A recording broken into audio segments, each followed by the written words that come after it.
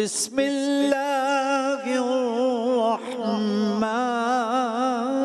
الرحیم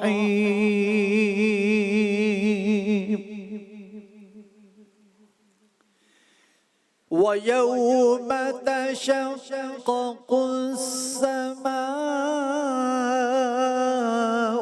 بِالْغَمَامِ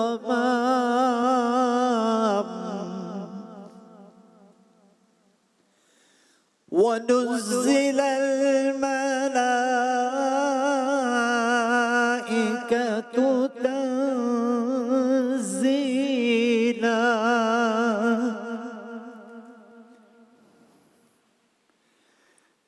الْمُلْكُ يَوْمَئِذٍ الْحَقُّ لِلرَّحْمَنِ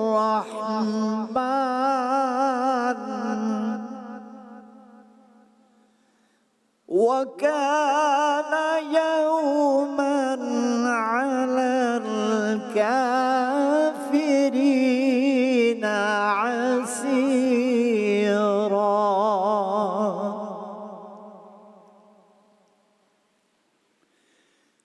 وَيَوْمَ يَعَضُّ الظَّالِمُ عَلَى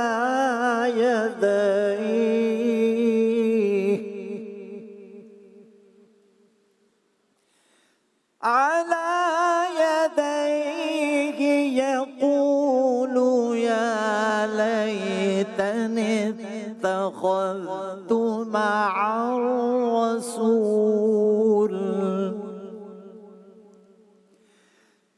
يقول يا ليتني اتخذت مع الرسول سبيلا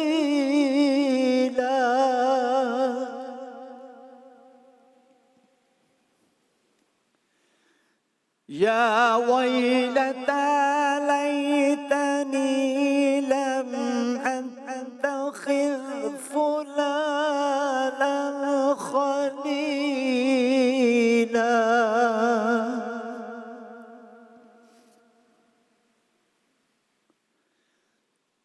لقد أضلني عن الذكر بعد إذ جاءني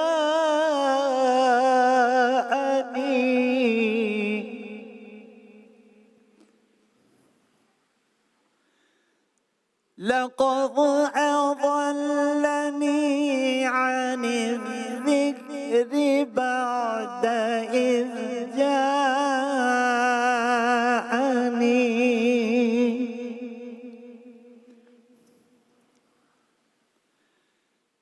وكان الشيطان للإنسان خذولا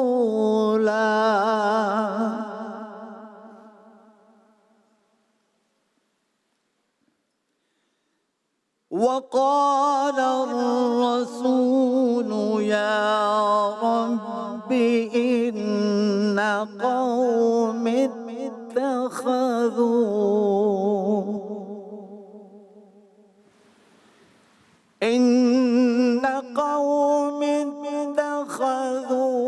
هذا القرآن مهجورا.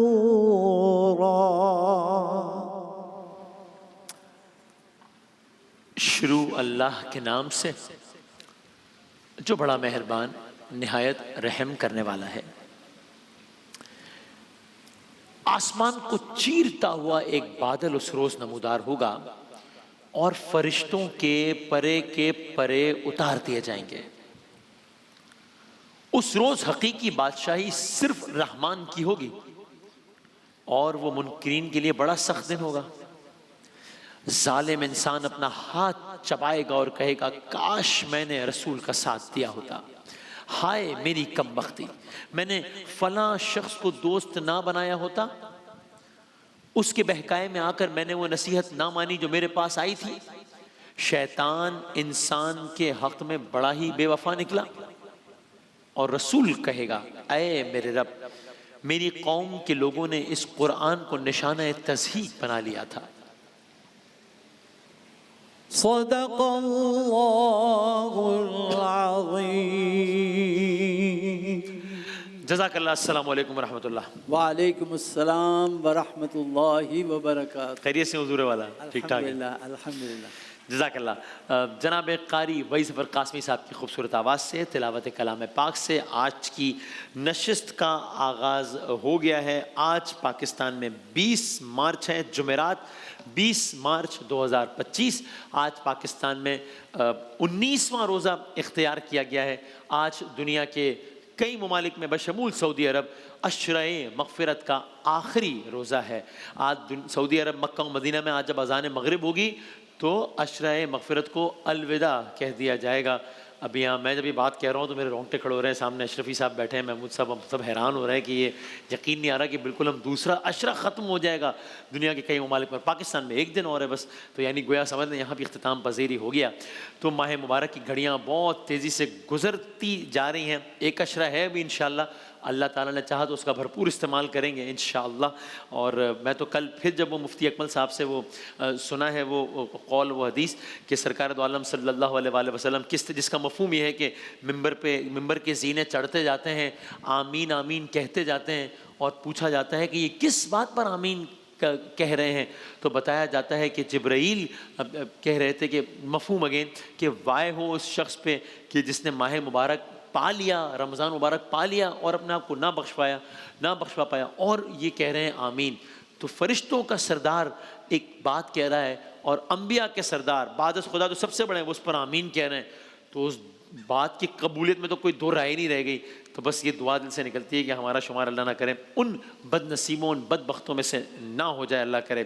19واں پارہ ہے، سورہ فرقان ہے۔ فرقان، تفریق، فرق، ڈفرینشیٹ کر دینا۔ یوم الفرقان، جنگ بدر کہتے ہیں، حق اور باطل میں فرق کر دینے والا، کہ قرآن مجید کے لیے بھی الفاظ یہ استعمال ہوتے ہیں۔ اور کہا بسم اللہ الرحمن الرحیم، یا ویلتا لیتنی لم اتخذ، بلکہ میں آیت نمبر 25 ہم نے آغاز کیا، تو یہاں سے سب سے پہلے تو روز محشر کی منظر کشی جو آیات سے رکھی گئی ان میں، وَيَوْمَ وہ دن ہوگا، وَيَوْمَ تَشَقَّقُ السَّمَاءُ آسمان شق کر دیا جائے گا، آسمان چیر دیا جائے گا، اور ہوگا کیا، منظر کیا ہوگا اس دن وَيَوْمَ اس دن تَشَقَّقُ السَّمَاءُ بِالْغَمَامِ وَنُزِّلَ الْمَلَائِكَةُ تَنزِيلًا، نازل ہو رہے ہوں گے ملائکہ، نازل ہو رہے ہوں گے فرشتے ایک کے بعد ایک۔ یعنی کیا عجب کوئی ہولناک منظر ہوگا، انسان اس کو کیسے ویژولائز کرے کہ جب آسمان شق ہوگا اور آسمان کو چیرتا ہوا ایک بادل نمودار ہوگا اور فرشتوں کے پرے اترے جا رہے ہوں گے۔ یہ روز محشر کا ایک عجب منظر ہوگا۔